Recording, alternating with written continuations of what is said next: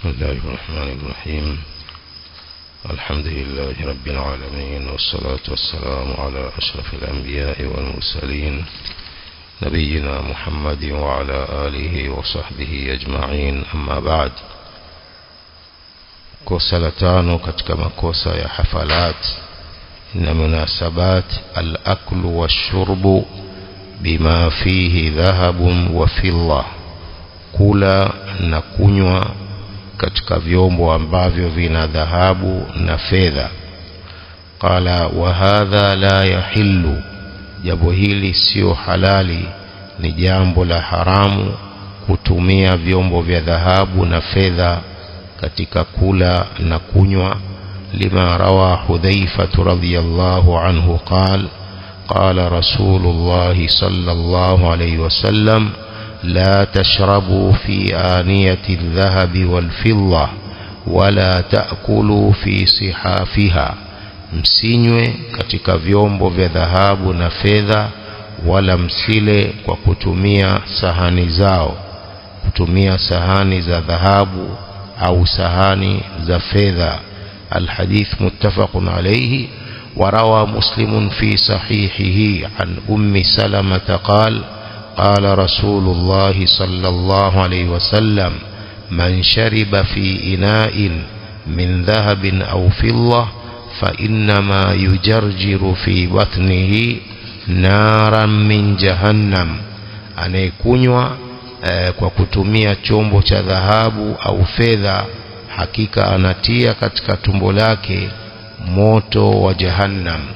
من شرب في إناء من ذهب أو فضة فإنما يجرجر في بطنه نارا من جهنم, anayekunywa katika chombo cha dhahabu au fedha, huyo anatia katika tumbo lake moto wa jahannam. Jarjara ni ile sauti ya kitu, wanasema kama sauti ya maji inapoingia katika tumbo, ile ndiyo jarjara. Kwa mtu anapotumia chombo cha dhahabu au fedha, glasi ya dhahabu au kikombe cha dhahabu, ajue kwamba anatia jahannam, moto wa jahannam katika tumbo lake. Qala fahadhi alahadithu dalatun ala tahrimi shurbi au alakli fi ina'i dhahabi wal fidda, hadithi hizi zinafahamisha kuharamishwa kunywa au kula kwa kutumia vyombo hivyo vya dhahabu na fedha. Wakadhalika kullu ma kana min al-aniya matliyan bi ahadihima, kila kilichokuwa katika vyombo kimepakwa dhahabu au fedha, kilichopakwa dhahabu au fedha pia ni haramu kukitumia. Wayadkhulu fil aniya as-sahnu wal mil'aqa wal ka'su, inaingia katika vyombo sahani, kijiko, glasi. Wa kullu ma yustakhdamu fil akli au shurbi, kila kinachotumiwa katika kula na kunywa, tanawulan au istimala, kwa kuchukua au kwa kukitumia, kukitengeneza au kukitumia, yote hayo ni mambo ya haramu. Kutumia kikombe cha dhahabu au kikombe cha fedha au kisahani cha dhahabu au cha fedha, yote hiyo yameharamishwa. Na illatu tahrim ni kwamba hizi ni mali, vitu hivi ni mali. Kwa hiyo kutumia kwa masala haya ya kula na kunywa ni kufanya israfu pia na kuvunja mioyo ya wale maskini. Watu maskini wanatafuta pesa ya chakula, wewe chakula kile au pesa zile unazitumia kwa kutumia kikombe wanyilia maji au glasi ya dhahabu, wakati ile ni mali. Watu wanatafuta mali kwa ajili ya kutafutia chakula, wewe mali unainywia maji. Kwa illatu tahrim ni ile kwanza kibri, kufanya kibri na kutumia mali zile katika mambo ambayo sio matumizi yake. Dhahabu si matumizi yake sahani, dhahabu sio matumizi yake kikombe na kijiko. Kwa hii inaonesha kibri na kudharau pia wale ambao hawana mali hizo.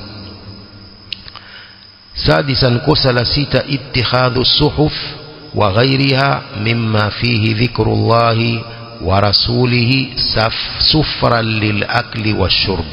اتخاذ الصحف وغيرها مما فيه ذكر الله ورسوله سفرا للأكل والشرب. kutumia magazeti na vitu vingine ambavyo vina dhikrullah, vina majina ya Allah, kuvitumia katika sufra kwa ajili ya kula na kunywa. Sufra ni kile kinachotandikiwa pale kwa ajili ya kuweka chakula juu. Sufra kama ile mipira inayowekwa.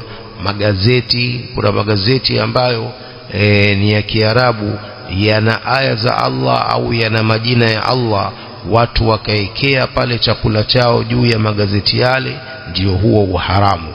Wa hadha min almunkarati shai'a, hii ni katika munkar, katika mambo yanayokatazwa yanayoenea. Tasahala an-nasu fiha jiddan, watu wanadharau sana jambo hilo. Walmu'minu mu'adhimun li sha'airillah wa li hurumatillah, muislamu ni mwenye kuadhimisha alama za Allah, pia ni mwenye kuadhimisha zile heshima za Allah, kama qala ta'ala waman yu'adhim sha'airallah fa innaha min taqwal qulub. Mwenye kuadhimisha alama za Allah, huo ni katika uchaji wa moyo. waman yu'adhim hurumatillah, wa qala waman yu'adhim hurumatillah fahuwa khairul lahu 'inda rabbi. mwenye kuadhimisha hurumatillah, yale mambo ambayo yana heshima za Allah, huyo ni bora kwake mbele ya Mola wake. والصحف المشتملة على الآيات وأسماء الله جل وعلا ونحو ذلك مطلوب احترامها وتعظيمها وصونها عن الامتهان تعظيما لله ولآياته ولأسمائه. magazeti ambayo yamekusanya aya za Allah na majina ya Allah mtukufu na mfano wa hayo, ni inatakiwa kuyaheshimu, kuheshimu aya hizo, kuheshimu majina hayo ya Allah na kuadhimisha na kuyalinda na kudharauliwa. Hii ni kwa kumwadhimisha Allah na aya zake na majina yake. Magazeti hayo yakiwa na Qur'ani au aya moja katika Qur'ani au yana jina ya Allah moja kwa moja, hapo gazeti hilo linatakiwa liheshimiwe, liadhimishwe kwa sababu ya kumuadhimisha Allah subhanahu wa ta'ala. Lakini kuwekea sufra magazeti au kufungia mahamri magazeti na vitumbua, hii ni katika imtihan, kudharau, kumdharau Allah na kudharau aya zake na majina yake. Qala wamtihanuha بجعل الصحف المشتملة على شيء من ذلك سفرا لا يحل ولا يجوز. asema kudharau mambo hayo, majina ya Allah na aya zake na alama za dini yake, kwa kujalia magazeti hayo yenye kukusanya kitu kimoja tu katika hivyo, kufanya kwamba ni sufur, la yahillu, sio halali, wala yajuz, na ni haramu, haijuzu.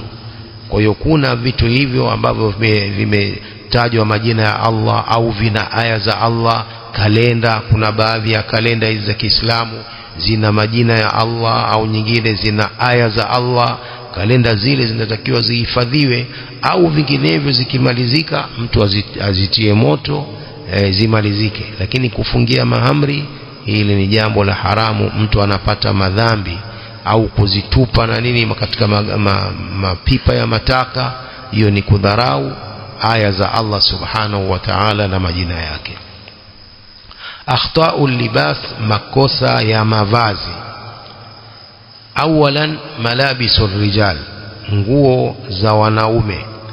Ala, kosa la kwanza al-isbalu bithawbi au al-mishlah au as-sarawil. Isbal, kuburuta nguo, au al-mishlah, au lile joho lile, au as-sarawil, au suruali. Hii ni katika makosa ambayo yameenea sana kwa Waislamu, na Waislamu wengi hawajali makosa haya ambayo ni katika madhambi makubwa. Al-isbalu bithawb, kuburuta nguo, au al-mishlah, au mislah joho au isarawil au suruali. Wanaume, hii ni kwa wanaume, bimaana italatiha ila asfala min alka'bain, maana yake ni kurefusha hizo nguo au hayo majoho na suruali mpaka zikafika chini ya tindi mbili za miguu. Hii ni haramu, mtu anapata madhambi. Wa hadha manhiyun anhu, jambo hili limekatazwa. Wa huwa mimma kathura inda an-nas duna tawaqqin wala khawfi lithmi, sema hili ni katika mambo ambayo yamekithiri kwa watu bila kujali wala kuogopa madhambi hayo. Waqad qala Rasulullah sallallahu alaihi wasallam ma asfala min al-ka'bayn min al-izar fa fi an-nar, nguo iliyo chini ya tindi mbili za miguu katika izar ni motoni mwenye kuvaa nguo hiyo. Ma asfala min al-ka'bayn min al-izari fa fi an-nar. Hasa hadithi imetaja izar, maana nguo ya chini. Izar ni nguo hii ya chini, si nguo ya juu. Kwa hiyo nguo ya chini inaingia kanzu, inaingia suruali, inaingia saruni, kikoi, inaingia hiyo mislah, joho. Kila nguo inayovaliwa chini haitakiwi ipite tindi zile mbili za miguu, inatakiwa iwe juu. رواه البخاري، حديثه ميبوكيه الإمام البخاري. قال فإن كان الإسبال وجر الإزار خيلاء فهو أعظم، ikiwa hiyo isbal kuburuta hizo nguo na kuteremsha izar nguo ya chini ni kwa kibri, hapo hiyo dhambi ni kubwa zaidi. Fa in kana al-isbalu wa jarru al-izari khuyalaa fa huwa a'zam, ikiwa hiyo kuburuta nguo na kuteremsha izar nguo ya chini kwa kibri, fa huwa a'zamu, hiyo sasa ni kubwa zaidi dhambi hiyo. Walidha kana jazaohu anna Allah la yanzuru ilayhi, imekuwa hiyo jaza yake na malipo yake ni kwamba Allah hamuangalii huyo aliyevaa hivyo kwa kibri. Kama rawa ibn Umar radiyallahu anhuma anna Rasulullah sallallahu alayhi wasallam qala la yanzuru Allah yawm al-qiyamah ila man jarra thawbahu khuyala, Allah hatamuangalia siku ya kiyama yule aliyeteremsha nguo yake kwa kibri, Allah hatamuangalia. Kwa hiyo hii kwa kibri, hii adhabu yake ni hiyo, kutoangaliwa na Allah subhanahu wa ta'ala kwa macho ya kumrehemu. Yani Allah hatamrehemu mtu huyo ambaye alifanya kibri, akaburuta nguo zake kwa kibri. وفي لفظ لمسلم من جر إزاره لا يريد بذلك إلا المخيلة فإن الله لا ينظر إليه يوم القيامة. wenye kuteremsha nguo yake ya chini hakusudii kwa hivyo isipokuwa kibri, fa inna Allah la yanzuru ilayhi yawm al-qiyama, Allah hatamwangalia mtu huyo siku ya kiyama. Fal isbalu la yajuz, kwa hiyo isbal kuburuta nguo mpaka ikafika chini ya tindi mbili za miguu, hilo jambo halifai. Wa ma'al makhyala a'dhamu jazaa, pamoja na kibri itakuwa malipo yake na jaza yake ni mbaya zaidi. Wa anil Mughira ibn Shu'bah qala ra'aytu Rasulullah sallallahu alayhi wasallam akhadha bihujzati Sufyan ibn Abi Sahl فقال يا سفيان لا تسبل إزارك فإن الله لا يحب المسبلين. يمكن المغيرة بن شعبة رضي الله عنه anasema nilimuona mtume wa Allah sallallahu alaihi wasallam akishika kiuno cha Sufyan ibn Abi Sahl, akamwambia ewe Sufyan, usiburute nguo yako ya chini, kwani Allah hawapendi hawa wenye kuburuta nguo zao. Hujza hii sehemu ya hapa juu ya kwenye kiuno, ambapo nguo unazivuta kwa juu, nguo ile ya chini. Kwa mtume alishika ile hujza yake, kiuno chake cha huyu Sufyan ibn Abi Sahl, akamwambia ya Sufyan la tusbil izarak, ewe Sufyan, usiburute nguo yako ya chini, fa inna Allah la yuhibbul musbilin, kwani Allah hawapendi hao wenye kuburuta nguo zao. Rawahu Ibn Majah وابن حبان في صحيحه واللفظ له وهو حديث حسن walahu shawahid, ina shawahid nyingi. Kwa hiyo jambo la isbal ni jambo la haramu. Ikiwa ni kwa kibri, uharamu unazidi. Ikiwa ni kwa kibri, uharamu unazidi. Sasa hawa wanaojuzisha jambo hili, wao wanachukua hadithi hizi za kibri peke yake, kwamba wao hawakusudii kibri, kwa hiyo wanaburuta nguo zao. Hawaangalii hadithi hii iliyo katika Bukhari, ma asfala min alka'bayn min alizari fa fi an-nar. Hawaangalii hadithi hii, waangalia hizi za kibri. Hii haikutaja kibri, hadithi hii haikutaja kibri, ni mujarradi wa kuwa nguo iko chini ya tindi mbili ni adhabu ya moto. Sasa hii kwamba ni kibri, hii ni adhabu nyingine ya kutoangaliwa na Allah subhanahu wa ta'ala. Sasa wanachukua hadithi hizi zilizotaja kibri, wanawacha hadithi hii ambayo haikutaja kibri, ni mutlaqan ma asfala min alka'bayn fa fi an-nar, min alizari fa fi an-nar. Kwa lazima wazingatie hadithi hiyo, kwa sababu hizi nyingine ni muqayyad bil kibri, ama hii ni mutlaq kwa hali zozote. Mtu kateremsha nguo ima kwa kibri au bila kibri, adhabu yake ni finnar, motoni. Hii ikiwa ni kwa kibri, sasa ndio Allah hatamwangalia kwa sababu ya kibri chake.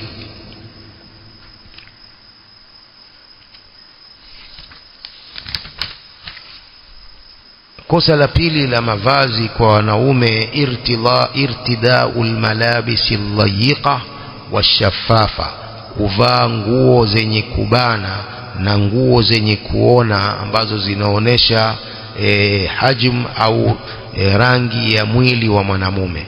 Qala fa in kanat tashifu anil aura, ikiwa hizo nguo zinaonesha tupu, au tasifu hajma sawa, au zinasifu hajm na sifa ya ile sawa tupu yake, wa nahwi dhalika, na mfano wa hivyo, fayajibu tarkuha, ni lazima kuiwacha nguo hiyo.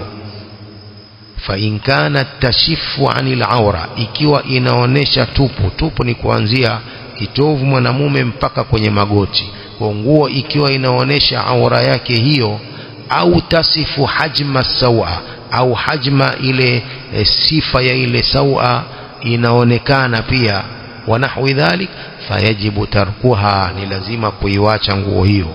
يقول الله تعالى يا بني آدم قد أنزلنا عليكم لباسا يواري سوآتكم وريشا, enyi wanadamu tumekuteremshieni nguo ambazo zinastiri tupu zenu, warishan, na pia ni nguo za kujifunikia, zile nguo za sufi zile za kujifunikia.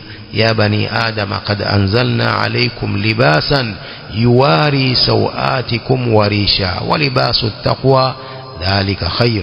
Fa in lam takun takshifu al-awra, ikiwa hizo nguo haziweki wazi ile aura, wala tasifuha, wala kusifu na kuonesha, fala haraja fiha, si vibaya nguo hizo, walau kanat layiqa, hata kama ni zile za kubana. Ikiwa hazioneshi aura wala tasifuha, wala kusifu ile hajmu ya aura, si vibaya kuvaa nguo hizo, walau kanat layiqa, hata kama ni zile layiqa za kubana.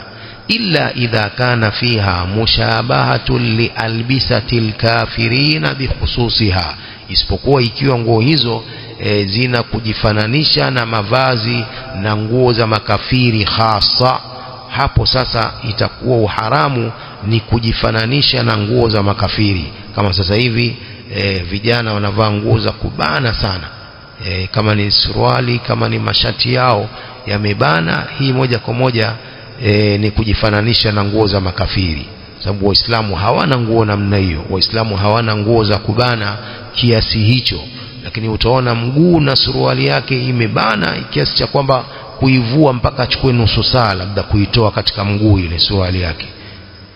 Sasa hii ni kujifananisha na makafiri wazi wazi.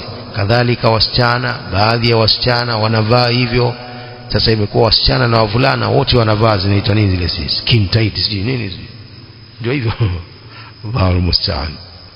Au albisati nisa, wanasema au mavazi ya wanawake, ikiwa zimejifananisha nguo hizo zinafanana na mavazi ya wanawake, wanahu dhalik, itakuwa mwanamume huyo sasa amejifananisha na mwanamke, wakati ni haramu pia jambo hilo la kujifananisha na wanawake. tunatakiwa hawa watoto wetu tuwakataze mambo haya. Ni mambo ya haramu, ni mambo ya aibu. Mvulana kuvaa kama msichana ni jambo la aibu, mbali ya kwamba ni haramu, imeharamishwa na Uislamu, pia ni aibu mvulana yule kuvaa kama msichana, nguo zimembana, na msichana naye nguo zimembana. Sasa ndio vipi hivyo? Hakuna Uislamu hapo. Uislamu unataka wasichana wavae nguo za heshima, wavae nguo za heshima, si nguo za kuwabana, maabaya makubwa, wasionekane. Dhalika adna an yu'rafna fala yudhain. Lakini Allah subhanahu wa ta'ala anasema hivyo, hilo ni adna an yu'rafna fala yudhain. Hawaudhiwi wakivaa mavazi yale. Wasichana wakivaa mavazi ya heshima, mavazi ya Kiislamu, hakuna anayemuudhi wala hakuna anayesubutu kumwangalia msichana aliyevaa vazi la Kiislamu. Lakini msichana akivaa vazi la kikafiri la kumbana bana, naam, macho ya wanaume watamwangalia, watamuudhi lazima. Kwa hiyo ni jambo la aibu wavulana kuvaa nguo za wasichana, nguo za kuwabana, mashati yamewabana na suruali zimewabana. Subhanallah. ثالثا ارتداء الملابس التي فيها تشبه بملابس النساء. kuvaa nguo ambazo zina kujifananisha na nguo za wanawake. Wanaume kuvaa nguo ambazo zinafanana na nguo za wanawake. Wadhalika yahrumu, jambo hilo ni haramu. Faqad la'ana Rasulullah sallallahu alaihi wasallam almutashabbihina min ar-rijali bin-nisa walmutashabbihati min an-nisa'i bil-rijal. Mtume sallallahu alaihi wasallam amewalani wanaume wenye kujifananisha na wanawake, pia amewalani wanawake wenye kujifananisha na wanaume. Rawahu al-Bukhari fi sahihihi. Qala ba'd al-ulama المراد التشبه في الزي وبعض الصفات والحركات ونحوها لا التشبه في أمور الخير. مرادي وحديث hiyo ni kujifananisha katika mavazi, katika mapambo, katika baadhi ya sifa na harakati na mfano wa hayo. Si kujifananisha katika mambo ya kheri, kwamba wanaume wanajenga misikiti na wanawake wasijenge. Hapana, wanaume wakajenga misikiti na wanawake wana uwezo nao wajenge misikiti, mambo ya kheri wafanye. Wanaume wanatoa zaka, mwanamke naye ni tajiri atoe zaka. Katika mambo ya kheri hakuna kujifananisha. Lakini mambo haya ya mavazi, mambo ya sifat na harakati, hiyo ndiyo laana inashuka kwa wale wanaojifananisha na wengine. وروى أحمد وأبو داود وابن ماجه وغيرهم عن أبي هريرة رضي الله عنه قال: لعن رسول الله صلى الله عليه وسلم الرجل يلبس لبسة المرأة والمرأة تلبس لبسة الرجل.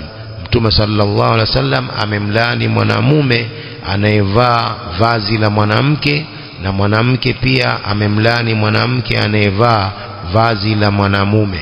Wanawake kuvaa mavazi ya wanaume na wanaume kuvaa mavazi ya wanawake, hii moja kwa moja ni kujifananisha. Ni laana hiyo. Mtume sallallahu alaihi wasallam anawashukishia hao wanaume wanaovaa mavazi ya wanawake na wanawake wanaovaa mavazi ya wanaume. Wa isnaduhu sahihun ala sharti Muslim. Wallahu a'lam.